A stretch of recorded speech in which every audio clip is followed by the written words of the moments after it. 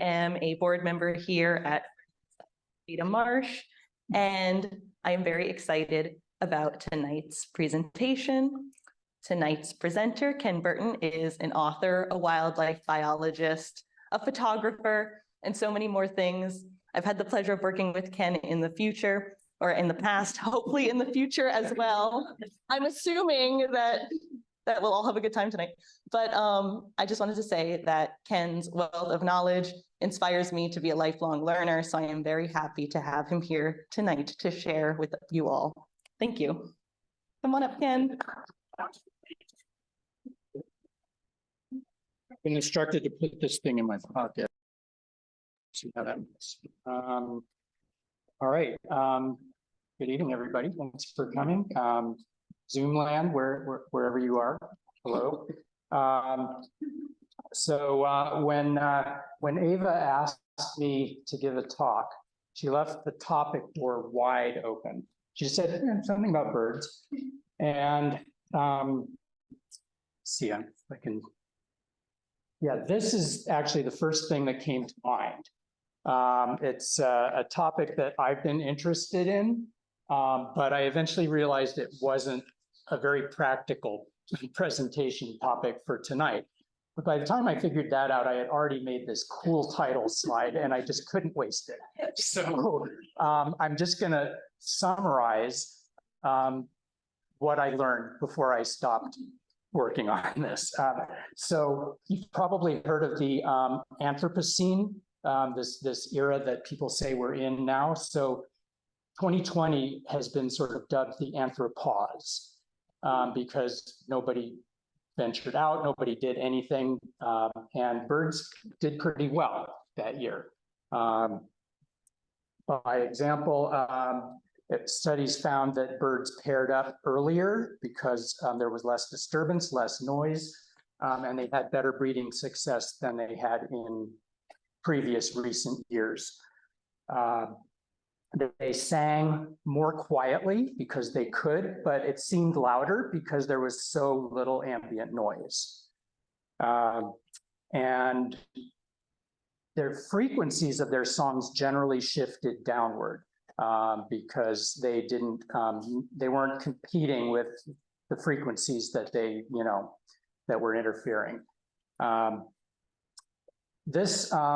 This applies not only to birds, but to wildlife in general. Subsistence poaching generally increased because of lack of enforcement, but at the same time, commercial poaching decreased because of supply chain issues. I thought that was pretty interesting. And interest in birding, as you probably know, just went through the roof during that period. People were stuck at home, figuring out what to do with their lives. And so membership in a variety of bird-related organizations increased dramatically. Participation in citizen science projects also increased. But a lot of these sort of long-term research and monitoring programs that involved personal interaction got suspended. The Breeding Bird Survey was canceled for the first time since 1966. And a lot of Christmas bird counts got canceled also. This was kind of too bad, but it also provided a really interesting opportunity to evaluate the effects of gaps in data collection on these sorts of programs. I don't actually know what they found out, but they were really interested to see how this would affect the analysis value of the data. What I did here was that these really long-term projects can survive these little breaks in collection and still have statistical power. So good news.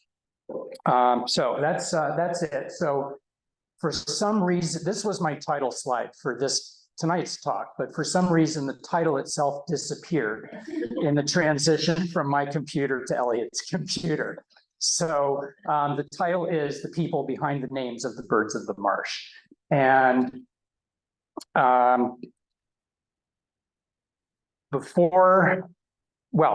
actually, let me back up a second.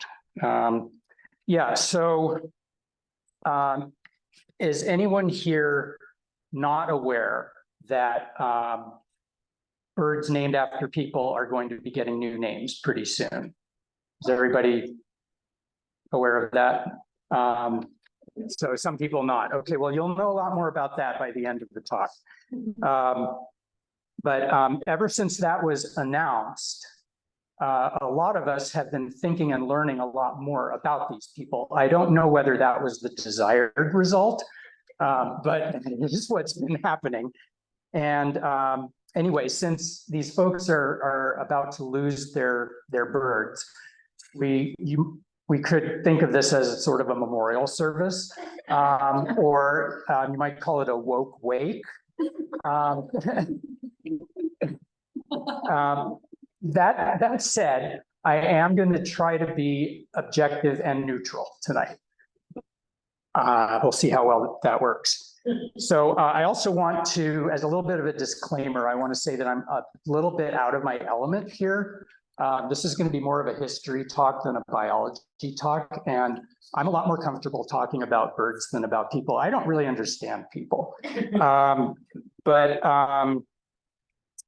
I didn't know much about most of these folks before I started doing the research for this talk. So it's actually quite a lot of work putting this together. And I'm going to be relying very heavily on my notes and also on passages written by other people.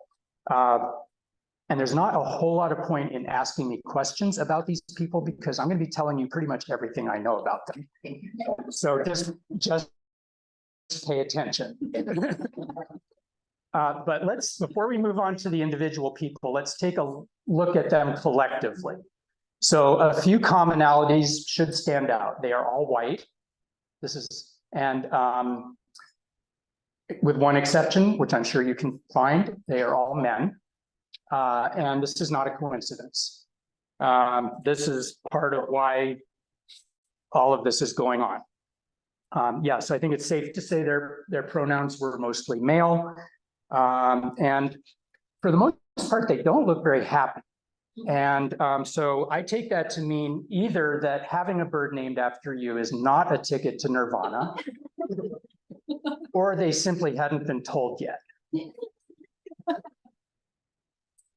So the rest of this talk is going to be a series of brief biographies, and the selection and sequence of the biographies might look rather random. If you know me, you will know that I don't tend to do things randomly. And I'm presenting you with a challenge. See if you can figure out the metric that I used to select the people and what order I put them in. Okay, we'll come back to that at the end of the talk. All right. But before I start talking about these people, I do want to just talk a little bit about how species get names in the first place. And so mostly it has to do with scientific names. So thanks to a guy named Carl Linnaeus, who invented the binomial nomenclature system. Every species has a two-part name, the genus and the species.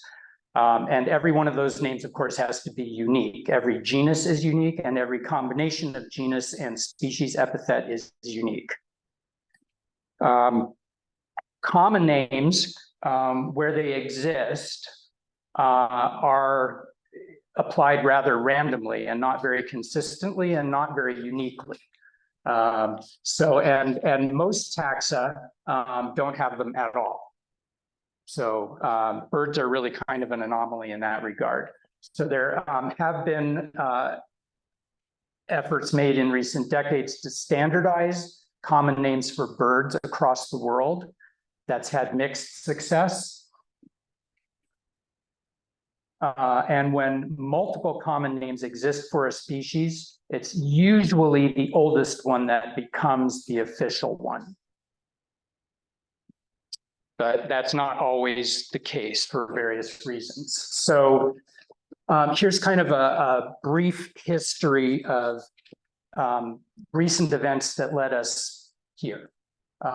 In 2000, the old squaw, which is a species of duck, got its name changed to long-tailed duck for, well, for both reasons. Long-tailed duck was the older name. And, but Old Squaw obviously had a lot of, negative connotation to it. So that was kind of the first name that got changed, at least partly for PC reasons. And then there was a quiet spell for a while. The woke movement sort of started gaining momentum in the 2010s. And 2020, a lot happened in 2020. It was a very busy year in this timetable. George Floyd was killed and the Central Park incident happened on the same day. Those two events happened on the same day. Does anybody not know what the Central Park incident was? Okay, so a black birder in Central Park asked a white woman to put her dog on a leash where dogs were required to be on leash. She got uppity.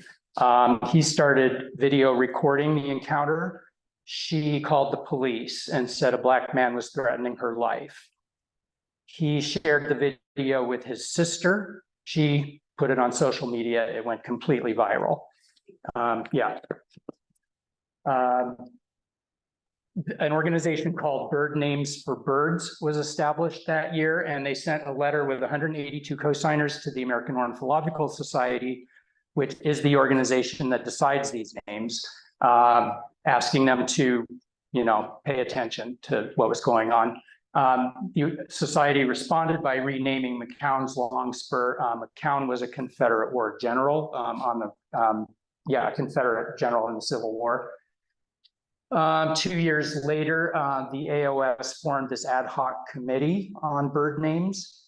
And the next year, the society, just like October, I think it was, of last year, the society announced, based on the recommendation of this committee, that all eponymous bird names would be changed. So let's dive into the people here. So very, very few organisms are named after women. And most of those that are use their first names, not their last names.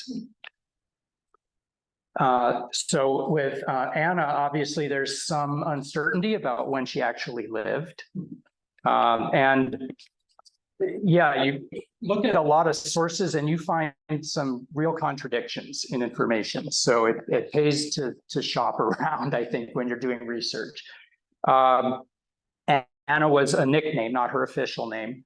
And her father was a French general under Napoleon who died at the age of only 34 during the Saint-Domingue expedition. You all know what that was, right? No, don't worry, I didn't either. That was an attempt to curtail independence and the abolition of slavery in the French colony on Hispaniola. So already we're in murky waters here.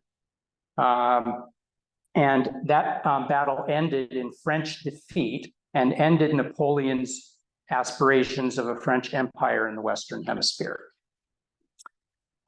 When Anna was in her early 20s, she married Francois Victor Masséna, who was a prince of Essling and Duke of Rivoli.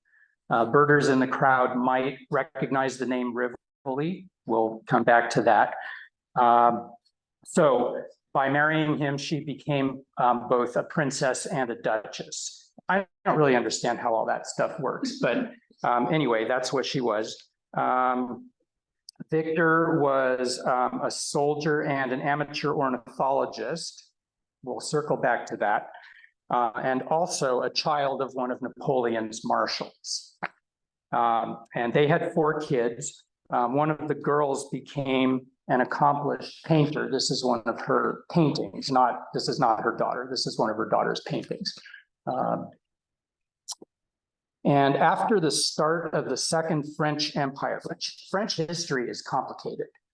After the start of the Second French Empire and the marriage of Emperor Napoleon III, who was a nephew of Napoleon Bonaparte, to Eugénie de Montijo, Anna became the empress's senior lady in waiting, meaning she was the highest ranking female courtier in France.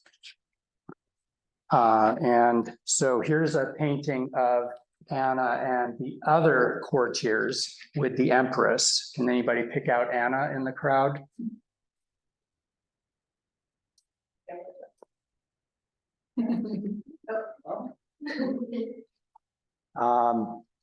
And so she was responsible for, I realized I didn't really know what a courtier was, but she was responsible for all the other female courtiers, so head courtier, and accompanied the empress at public functions. So she became a very familiar figure in French society. She was also a well-connected society hostess, and her, quote, elegant and eclectic salon was known as one of the most charming centers of polite Paris. John James Audubon, okay, he's going to come up a lot tonight, who spent a lot of time in France, met her in Paris in 1828 and was impressed by her beauty and charm. She was in service to the empress until the fall of the empire in 1870, at which point she retired from public life. She died in Nice 17 years later and was subsequently described as follows. Pretty and refined in appearance, with an exceedingly lofty manner, though small in stature, the Princess d'Essling occupied throughout the entire duration of the empire the highest position in Her Majesty's service, scrupulously particular regarding her dignity. She never went out unless she rode in state. She was the sort of woman to mount the steps of the scaffold with dignity. Okay, that sounds like she got executed, but she didn't. Like the ladies of Marie Antoinette's court. Okay, she died of old age. She did not get her head cut off. She seemed on first acquaintance somewhat stiff and formal, but was in reality extremely kind-hearted and intelligent. After the war, being old and feeble, she withdrew almost entirely from social activity, but the number of friends who still clung to her and who remained her faithful adherents proved the high esteem in which she was held. Okay, back to Victor. He amassed a collection of over 12,000 bird specimens. A lot of them were hummingbirds, and a lot of them were new to science. And he sold the collection to a naturalist from Philadelphia. Philadelphia is also going to come up a lot tonight. I had not realized what a hub of ornithological activity Philadelphia was. Okay, and then the buyer gave it to the Philadelphia Academy of Natural Sciences, which is now the Academy of Natural Sciences of Drexel University. I had always thought that Audubon named this bird after Anna. But it turns out that another French ornithologist, René Lesson, who collected specimens on a 4-year expedition to the Americas, collected one that he then matched with a bird in Victor's collection at the Academy and named the species after Anna. I don't know what his motivation was. Maybe he was also smitten with her. Maybe he wanted to curry some favor in court. I don't think we'll ever know the answer to that. And by the way, Rivoli's hummingbird was named by Lesson after Victor. I do want to mention that Anna has a much bigger Wikipedia entry than Victor does. All right. So moving on. Thomas Lincoln. There's not a whole lot of information available on this guy. And I had to do some real digging to find what I did. There's more written about his ancestors than about him. He was kind of a quiet, uneventful guy. He was born in the then thriving lumber town of Dennisville, Maine, which by 2020 had only 300 people and is currently in the process of dissolving. He came from a prestigious background. His paternal grandfather was a Revolutionary War general, the recipient of the Sword of Surrender at Yorktown, and a friend of George Washington's. One source says he was given land in Maine in return for his military service, but another says his son Theodore migrated from Massachusetts to Maine in 1786 and bought the land on which Dennisville was founded. He was known as a friendly man with a cheering word for everybody. And again, we're not talking about Thomas yet. We're talking about his father. And here's the original Lincoln home, which for many years was a regular stopping place for traveling Indians who slept on the kitchen floor in front of a fireplace. It's an interesting image. In 1833, Audubon, again, mounted an expedition to Labrador to collect material for his book on North American birds. He took with him 5 young men, including Thomas Lincoln, who was Theodore's 21-year-old son at the time. And one of the other young men, William Ingalls, later described Lincoln as quiet, reserved, sensible, practical, and reliable. I couldn't ask for a better epitaph myself. I'm guessing Lincoln was probably a pretty tough guy, but he had an especially hard time with the caribou flies on the expedition. Audubon's journal says, Tom, who is especially attacked by them, was actually covered with blood and looked as if he had had a gouging fight with some rough Kentuckians. The group discovered this bird in Quebec, not Labrador. And here's Audubon's description of the event. But if the view of this favored spot was pleasing to my eye, how much more to my ear were the sweet notes of this bird as they came thrilling on the sense, surpassing in vigor those of any American finch with which I was acquainted, and forming a song which seemed a compound of those of the canary and woodlark of Europe. I immediately shouted to my companions who were not far distant. They came, and we all followed the songster as it flitted from one bush to another to evade our pursuit. No sooner would it alight than it renewed its song, but we found more wildness in this species than in any other inhabiting the same country, and it was with difficulty that we at last procured it. Chance placed my young companion, Thomas Lincoln, in a situation where he saw it alight within shot, and with his usually unerring aim, he cut short its career. On seizing it, I found it to be a species which I had not previously seen, and supposing it to be new, I named it Tom's Finch, in honor of our friend Lincoln, who was a great favorite among us. 3 cheers were given him.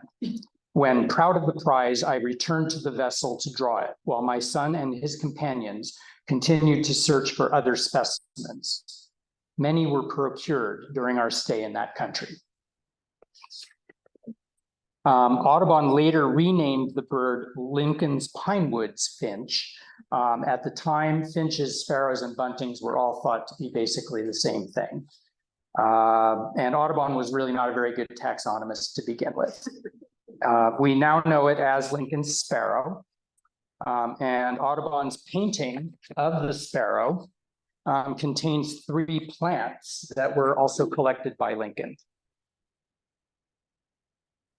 After the expedition, Lincoln went home and became, in the words of a fellow Dennisville resident, a successful farmer, taciturn neighbor, and staunch abolitionist.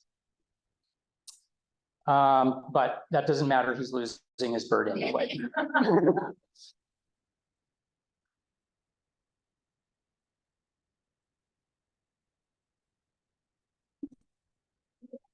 William Vaux was born in Philadelphia. There's Philadelphia again.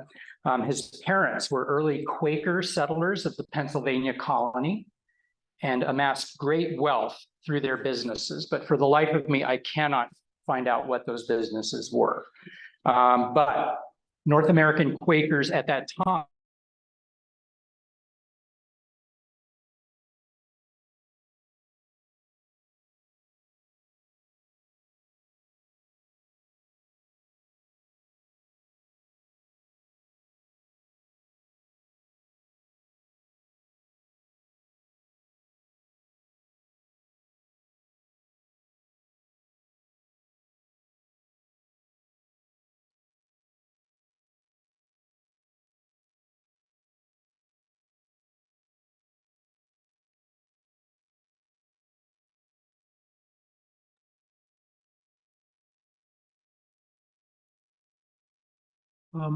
Hey, you all, I'm not sure if anybody else is having this issue, but I can't hear you anymore, Ken. I just sent him a chat message that says his mic is out. Okay, thank, Is it? No, it's still functional. Some other problem. I can hear you. now I can hear you. Can't hear him either. Okay, Can you now, come closer to this? Yep. Okay, we'll use the mic on the camera. Should we disconnect that? Would that? Yeah. Maybe. No, it's working now. I'm not sure what happened, but it's working now. Okay. Yep, you just muted again. Red, it's no good. Now you're unmuted. Great. Oh, I see there. Nope, you just muted again. Okay, I'm gonna leave it there. Keep us posted. Where was I? Okay, so he was the treasurer of the American Association for the Advancement of Science for the last 11 years of his life. He was elected to the American Philosophical Society and was a founder and vice president of the Numismatic and Antiquarian Society of Philadelphia. He and his wife had a son who died at an early age. Vaux was an avid collector of minerals, coins, and archaeological artifacts. Red flag. He made several trips to Europe to collect mineral specimens. On a trip to Italy, he contracted a disease that left him infirm in his old age, and he died of an abdominal tumor. His mineral collection was by that time considered the finest in the US, and he bequeathed his archaeological specimens and his library to the Academy, along with an endowment for their preservation. Somewhere along the way, he befriended fellow Philadelphian John Kirk Townsend, who discovered, oh, how did I get there already? Sorry. Who discovered this swift and named it after Mr. Vaux. Okay, well, that's the Wikipedia version anyway. Here's what the Bird Names for Birds website says. Even with some concerted digging, there were only a few things about Vaux's life that could be determined with reasonable certainty. The first is his friendship with fellow Philadelphian John Kirk Townsend, who named a swift he found on his Oregon trip in his honor. The second is his acquaintance with an Ohioan named James McBride. McBride was one of those 19th century men who did a little bit of everything, but one of his favorite pursuits was as an amateur archaeologist. The Miami Valley of Ohio was a hub for several different mound building societies. McBride, it seems, was one of the first white settlers to excavate these mounds, which included disturbing the burials of the indigenous people laid to rest there. He amassed quite a collection of artifacts and human remains, which Vaux acquired at auction in 1859. Vaux seems to have led, this is still Bird Names for Birds text. Vaux seems to have led a quiet life that was, unlike many of the profiles presented here, not the violent career of a colonist naturalist trekking across the continent with gun in hand. But even if Vaux wasn't robbing graves himself, like his friend Townsend, he was part of a network of collectors that, in their search for such prizes, legitimized their actions.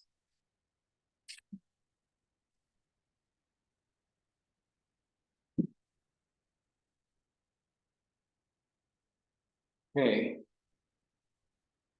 Moving on to Alexander Wilson.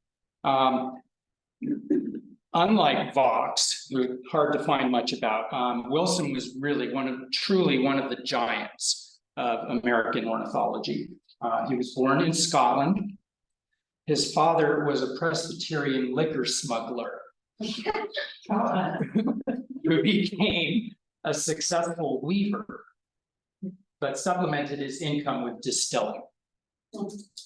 His mother died while he was quite young, and he didn't get much schooling, spending most of his time herding livestock. At the age of 13, he became an apprentice weaver, shooting grouse in his free time. It was assumed he would take over his father's business, but he never really devoted himself to it and started writing poetry instead. His poetry was reputed to be inflammatory, libelous, and anti-English. Remember, he was Scottish, and he often found himself in legal trouble. One of his satirical poems was extremely critical of a local mill owner who filed a libel suit against him, resulting in his arrest. After his release in 1794, he decided to emigrate to the US, lured by the promise of free speech, but probably more for financial opportunity. He and a nephew wound up in Delaware, from where he walked to Philadelphia, once again, Philadelphia. He tried to make it as a weaver and printer, but there wasn't much demand. So he turned to teaching. He taught for 5 years in Philadelphia, but due to a scandalous affair with a married woman, he had to leave and taught briefly in New Jersey. Eventually, he moved back to Pennsylvania and took over a school. He found himself living next door to a botanist and ornithologist named William Bartram, who was the person most responsible for nurturing Wilson's interest in ornithology and painting. Bartram opened his library to Wilson and helped him learn to draw birds. He gave up teaching and began traveling throughout the eastern US to collect birds, meticulously documenting their range, habitat, and behavior.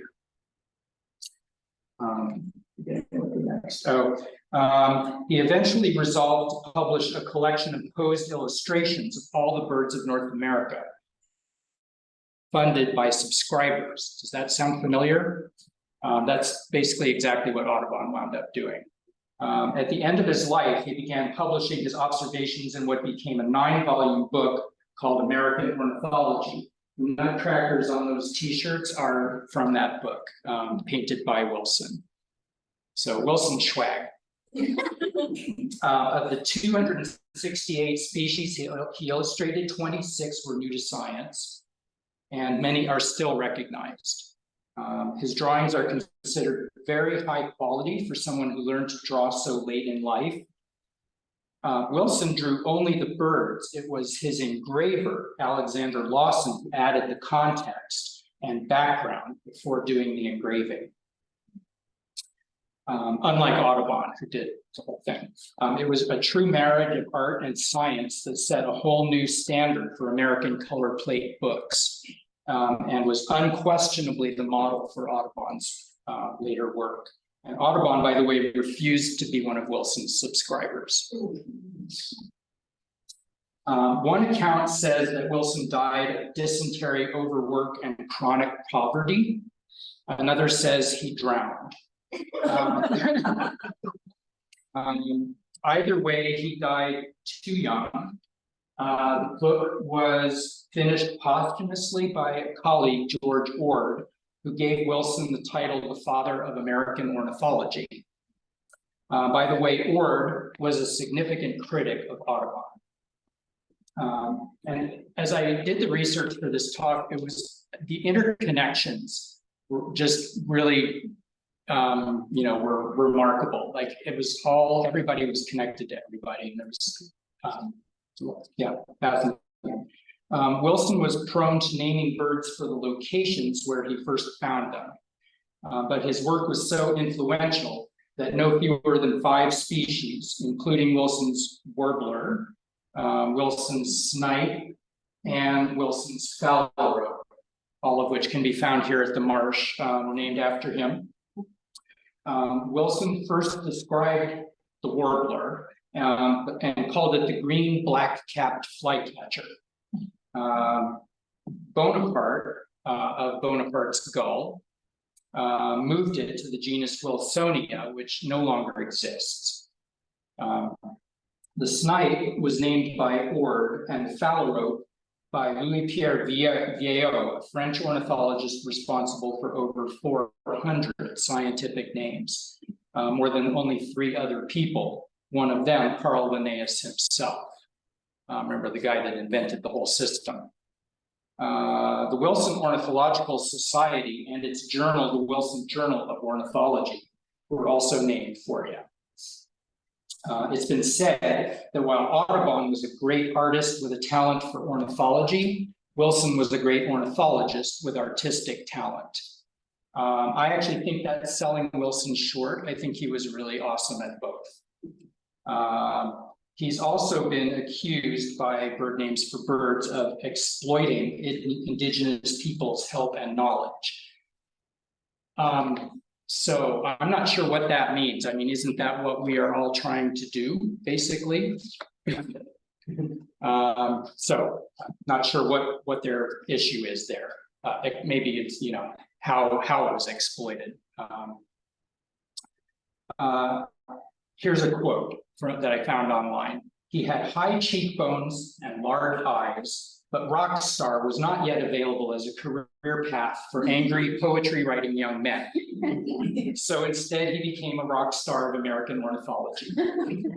He finished 8 volumes of his groundbreaking work before he fell into a river while chasing a bird and drowned at the age of 47, which is old for a rock star, but terrible to contemplate for a bird.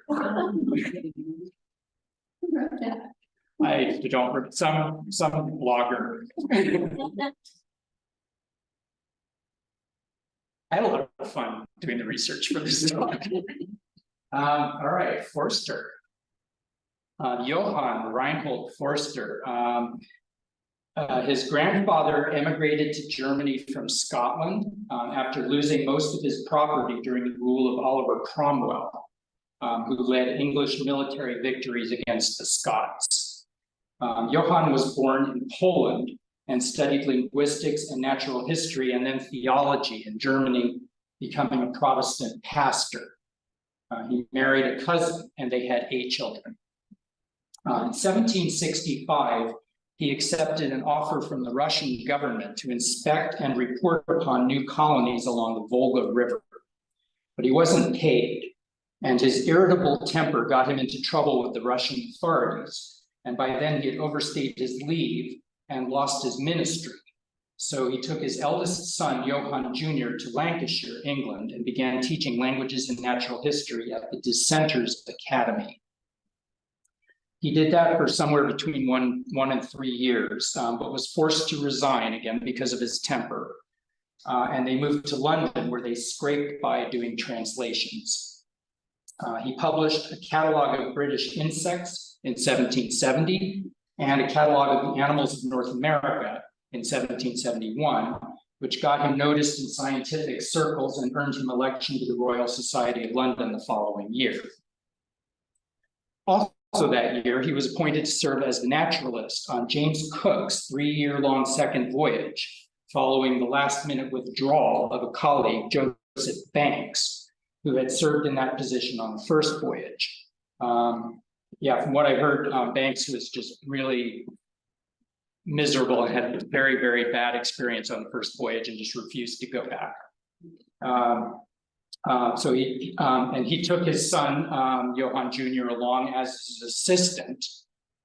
Here's a painting of the 2 of them working in the field on that expedition.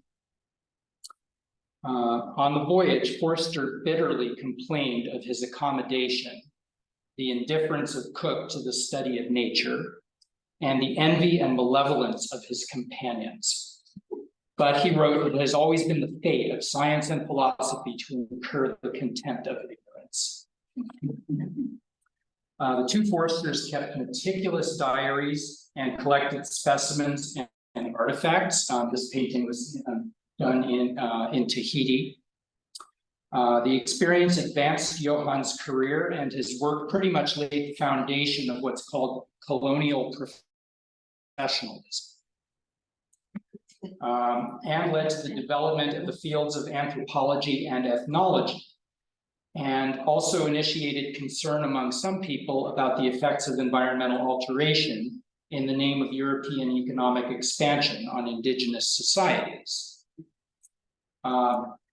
After the expedition returned home, Forster claimed that the Admiralty had agreed that he should write the account of the voyage, sharing the profits equally with Cook, but the Admiralty denied this.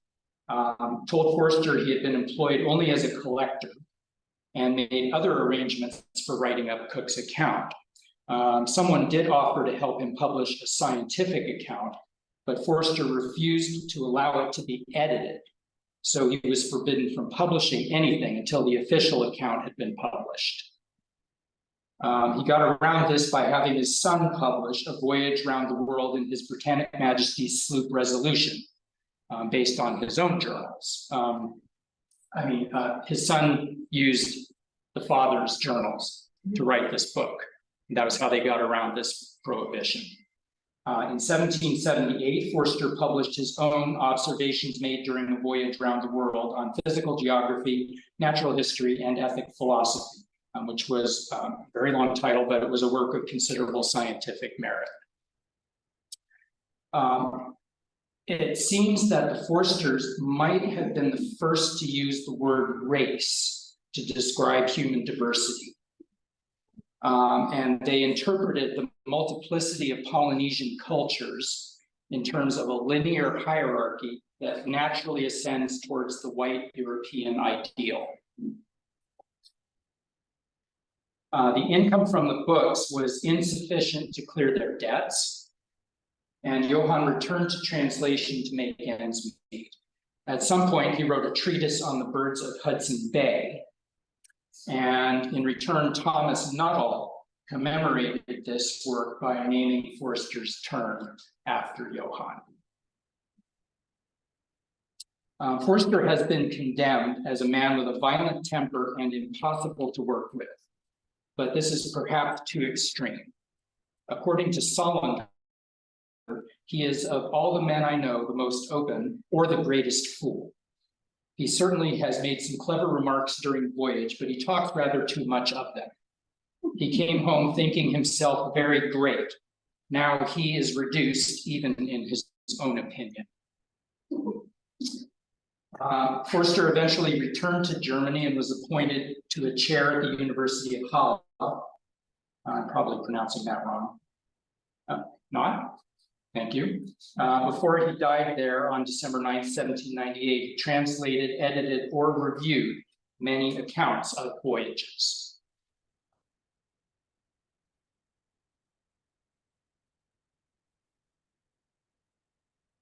On to Thomas Mayo Brewer.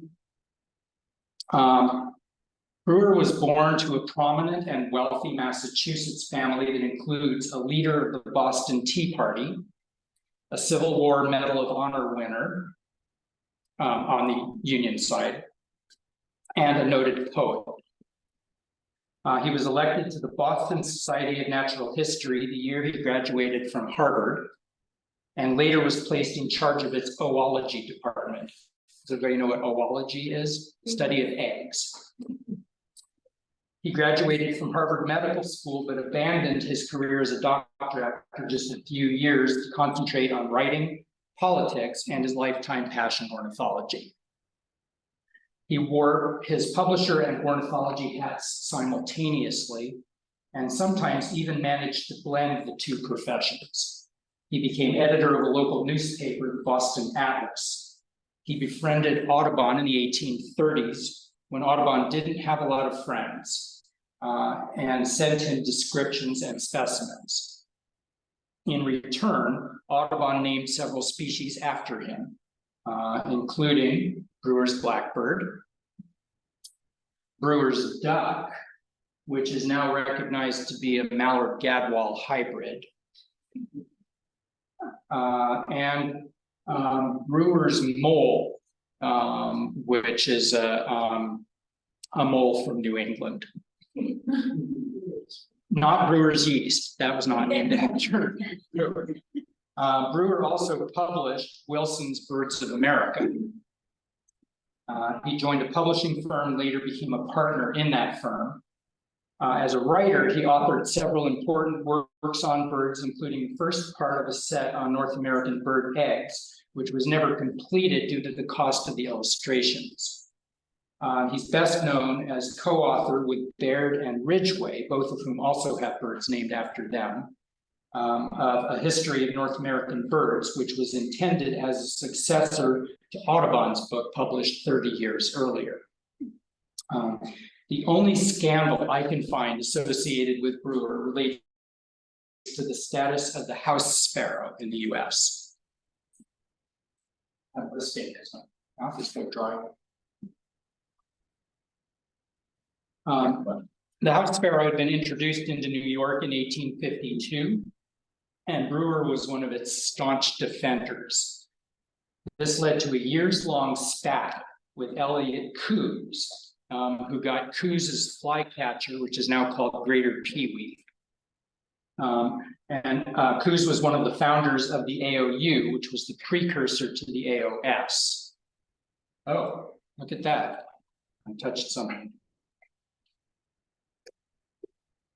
There we go. Thank you.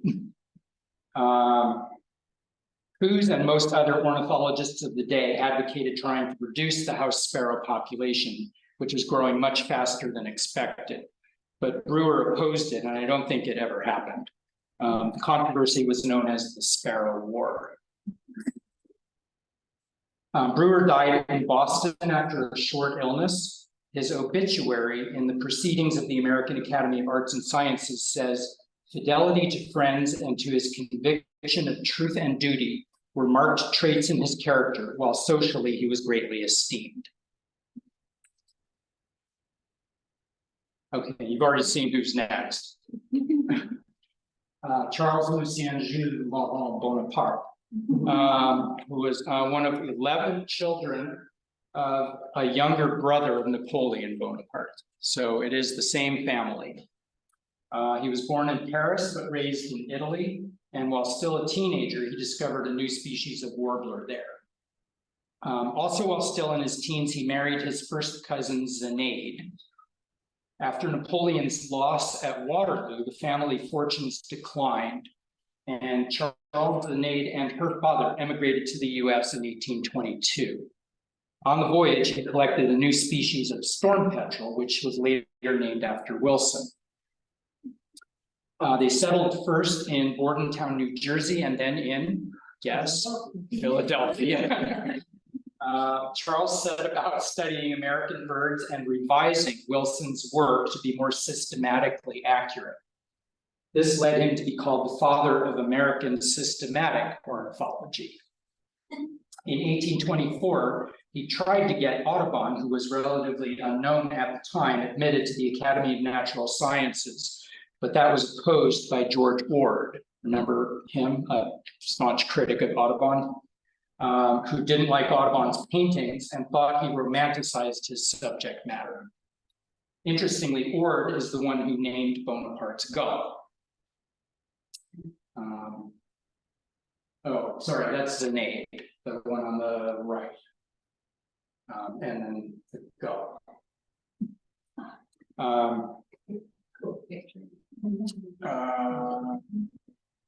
Where was I? Oh, yeah. So I like to think that Bonaparte met his water bird while he was in the US.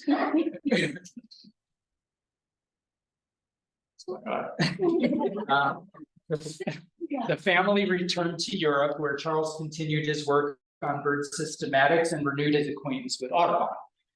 They settled in Rome. He organized several scientific congresses and lectured and wrote extensively on birds and other aspects of natural history, including a work on the animals of Italy. When his father died in 1840, he became the second prince of Canino and Musignano. He became deeply political, especially in an anti-Austrian political party. He was elected to the Roman Assembly in 1849 and participated in the creation of the Roman Republic. I didn't even know that had existed. One of its foundations was freedom of religion. Only Catholicism and Judaism were allowed in Italy at that time. His cousin Louis, last French monarch, quickly sent 40,000 troops to Rome and crushed the Republic. Charles then left Rome and tried to return to France, but Louis ordered him out. I think Zenaide stayed in Italy because she died there 5 years later. He moved on to Britain and began work on a methodical classification of all the world's birds, visiting museums across Europe to examine specimens. Finally, in 1850, he was allowed to return to France and spent the rest of his life in Paris. He became director of a botanical garden. Charles and Zenaide had 12 children. One of their sons became a cardinal in France. He is considered one of the most prolific avian taxonomists of all time. He is credited as the authority for 165 genera, 203 species, and 262 subspecies of birds. One of the genera is Zenaida, which is the genus for mourning dove, and obviously named after his wife. Isn't that sweet?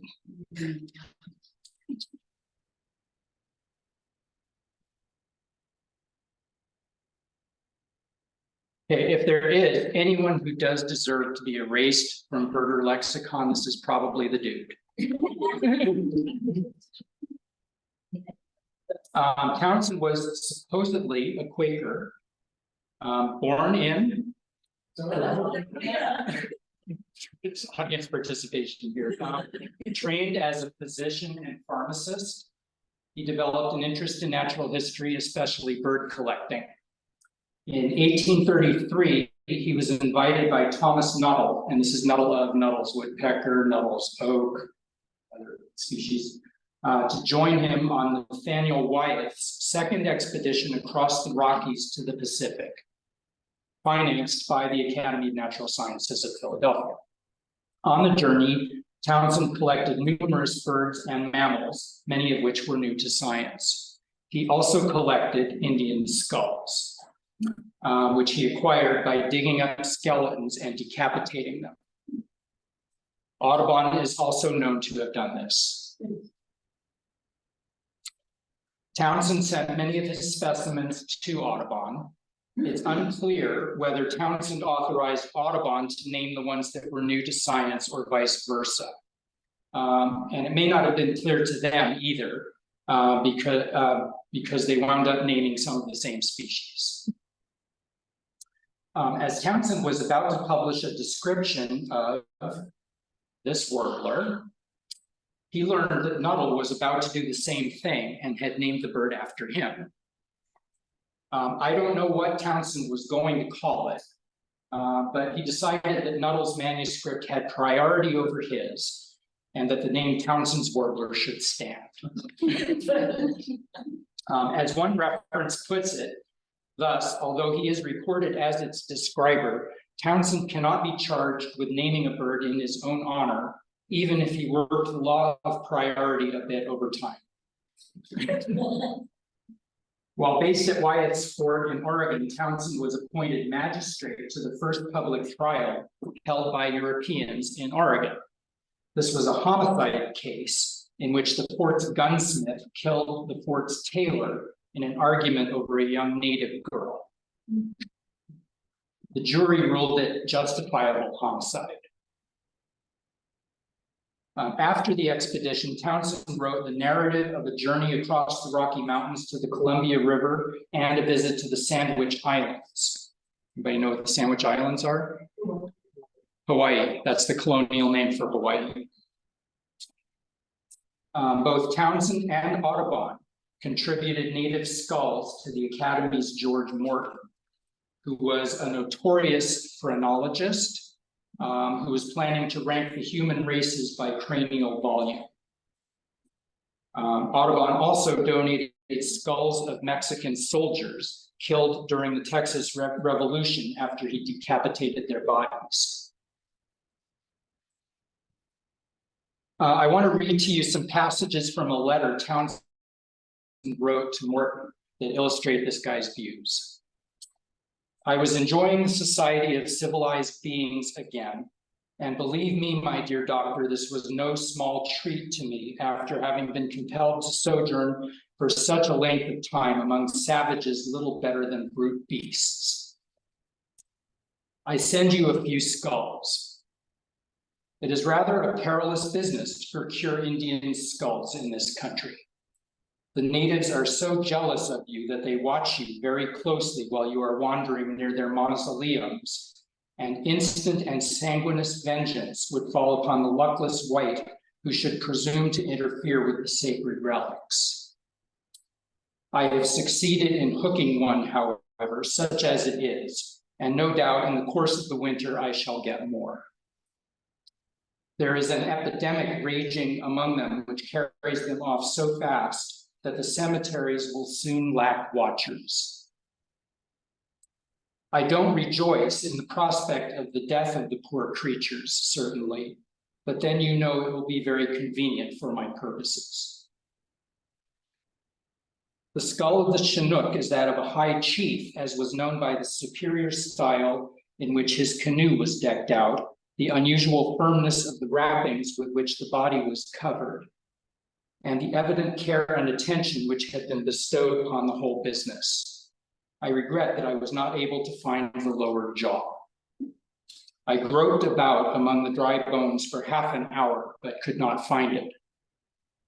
The few skulls that I send, and those I may hereafter be so fortunate as to procure, I of course intend for your private collection. I presume I have a right to the disposition of such things. Yikes. Townsend had 8 siblings. It's interesting to note the similarities and dissimilarities among them. One of his sisters was also a naturalist, specializing in entomology, not at all typical for a woman of the time, who wrote a popular book called Life in the Insect World. She and another sister also wrote the Anti-Slavery Alphabet, which was sold at the Anti-Slavery Fair in Townsend died of arsenic poisoning at the age of 41. The arsenic was the secret ingredient in a formula that he developed for taxidermy. I know I said I try to stay neutral, but good riddance.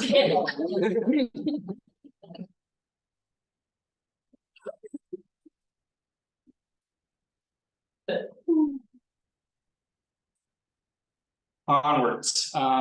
We are, the next few are pretty short. Only 2 left, I think. Oops. Can't look at that yet. There's not a whole lot to say or even known about Mr. Bullock. We don't even know exactly when he was born. One account says, well, he's no Sandra Bullock.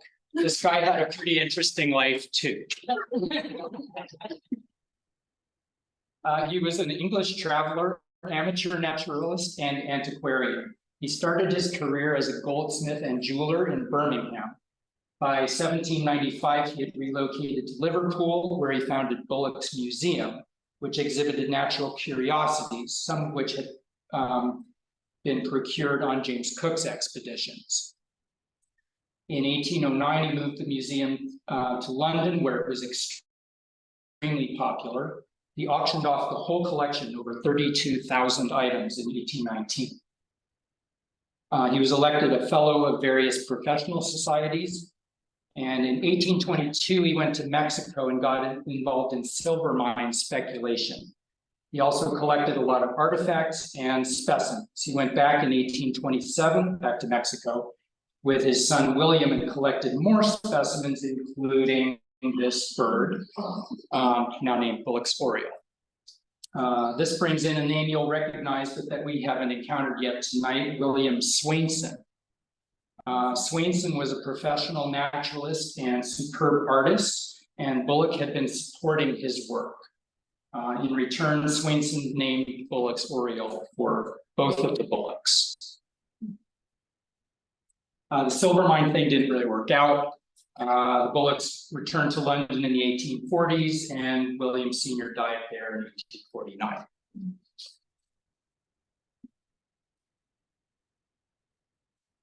And finally, I think this is the last one. Yes, last one.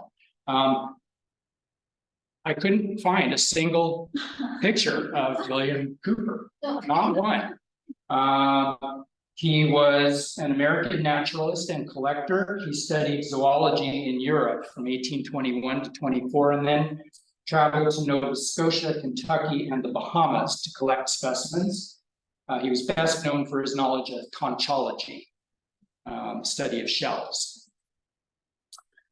Cooper was one of the founders of the New York Lyceum of Natural Sciences, which became the New York Academy of Sciences. He was also the first American member of the Zoological Society of London.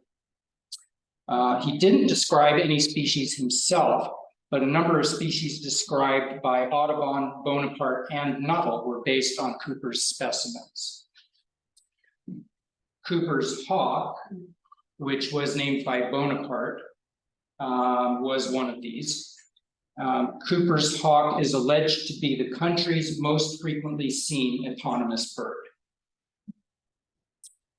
Cooper was the father of James G. Cooper, who is the namesake of the Cooper Ornithological Club, which became the Cooper Ornithological Society. In 2016, the Cooper Society merged with the American Ornithologists Union to form, sorry, too easy to change slides here. Yeah, in 2016, the Cooper Ornithological Society merged with the American Ornithologists Union to form the AOS, which is the body that's going to find a new name for Cooper's hawk. I hope you appreciate the irony of that. I also want to point out the irony that the two people involved in the Central Park incident were also named Cooper.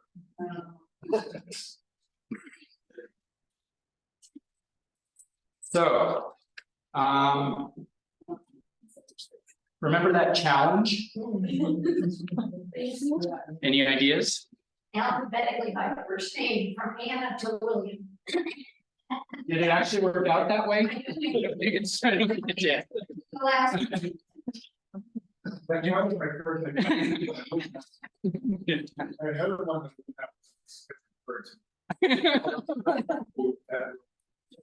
I thought it was the species brothers, but it wasn't. It was not, no. I was almost on to like least problematic to most, but No, so it was actually in decreasing order of likelihood of encountering their birds here at the Marsh.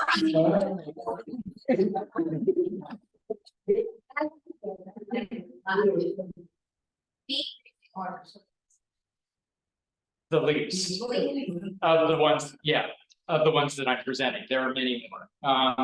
Segue. Okay, so yeah, there are many, many more people with birds named after him that we could talk about if we had the time or the stamina. We have Swainson, Stellar, Hutton, Kierman. He looks like an interesting character. Kierman, yeah, McGillivray, Nelson, Baird, Casson, and Say. I encourage you to do some research on your own about these people. Be sure to check more than one source. Wikipedia is not the be all and end all. But some of these people genuinely added to our knowledge of American birds. And I hope we can remember their contributions even after their bird names are gone. So, thank you.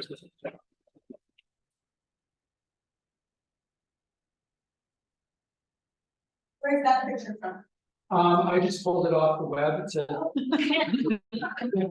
Wikipedia. So what do you know about the new names for all of these? Yeah, and Ken, if you could reiterate the questions if you don't mind. Yeah. So the question is, what do I know about new names? So the AOS has said that it will involve the birding public in this process. Last I checked, they were not yet accepting suggestions. Oh. But I expect that to happen sometime fairly soon. Some of you know that I held a little contest locally to ask, inviting suggestions for new names for our birds. I guess they're, nobody's birds. And then I put those suggestions out to a vote, and the winners are going to go to the AOS when that opportunity arises. So maybe a few of them will find their way into the new field guides. Who knows? It's kind of exciting. Did they send out any criteria, guidelines? I stay away from people. No, not that I've heard. During this contest process, several people suggested indigenous names. I think that's a nice idea if we could pronounce them, but the problem with that is that these birds' ranges extend over so many indigenous tribal ancestral territories. Whose name are we going to pick, and why? And the indigenous names don't always match current taxonomy very well either. So I think that whole approach is somewhat problematic. But that said, one of the suggestions for Scripps' Merlet in my little contest was Chumash Merlet, because it has such a limited breeding range that it really is just within that tribe's ancestral territory. And that is the name that actually won the contest. And so, I don't know. I have no idea what they called the bird, if they called it anything at all, but at least we're honoring them. We would be honoring them with that new name. So that's what I know. Yeah. George? Well, I think I read somewhere where they're gonna try and make it a descriptive name where it adds to the ability to ID the bird, It's kind of like what I. Yeah, and I think when I came up with my own suggestions for new names, I really tried to find some unique characteristic of that species, and some of them just talked about the range, some of them talked about the color, some of them talked about the behavior, but some unique characteristic. And I hope that that's generally the approach that'll be taken. I think there's some really, out of the box creative possibilities out there. It's going to be really interesting to see what folks come up with. I'm really going to miss some of these people, but some of them obviously had such a trivial connection to these species, and they were just in the right place at the right time, I do look forward to having new names that really do help connect the birds to, to their place, and help new birders connect the birds with their names too. I think that'll be useful. Did you have a question? Yeah. I was surprised to hear that people named birds after someone else that they admired, because I just figured that the person found the bird named it after himself. Okay, yeah, no, that's not kosher. It's there aren't very many rules about common names.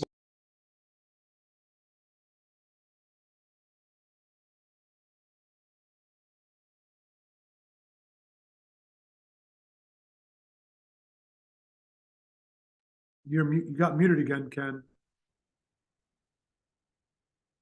Ken, you got muted again. Muted again? It's. Now you're good. How's it now? Good.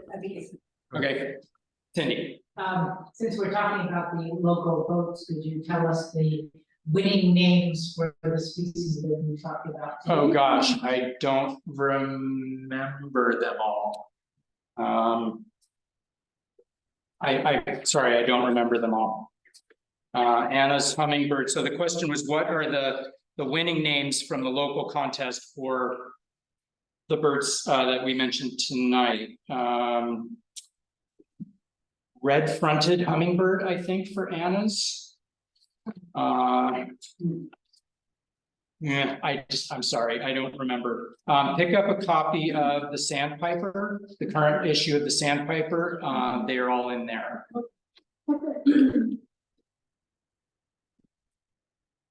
Someone online commented and they just had a guess, for the organization. Oh, frequency of observations in Eber.